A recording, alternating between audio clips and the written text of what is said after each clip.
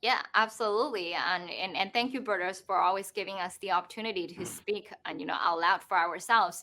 And for anybody who is interested in the new federal state of China, please log on to our official website, nfscofficial.com. You can also find speak.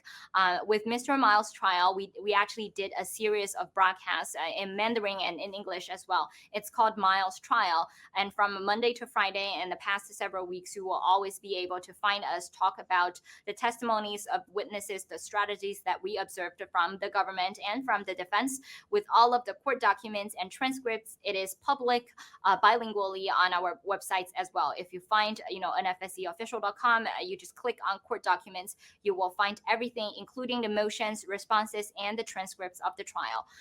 And with all that being said, the efforts of taking down the Chinese Communist Party will not be ceased.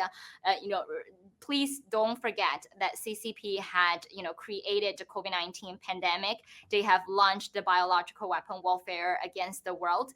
And Mr. Miles and the new federal state of China was the first one to confirm that the CCP virus came from Wuhan lab, from CCP military, from People's Liberation Army. And Mr. Miles was the first one who speak publicly about Xinjiang's concentration camp, Hong Kong student protests, and all of these disappearing and murder from the Chinese Communist Party to Chinese businessmen and public figures.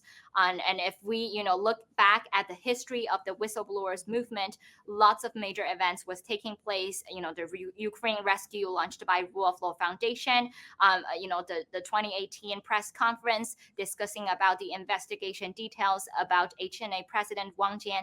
All of these are highlights of the whistleblowers movements and marking the efforts of our Chinese whistleblowers to expose the lies of the Chinese Communist Party. So we will continue to fight, continue to bring the truth that we learned from our heroes, who shared information with us, from China.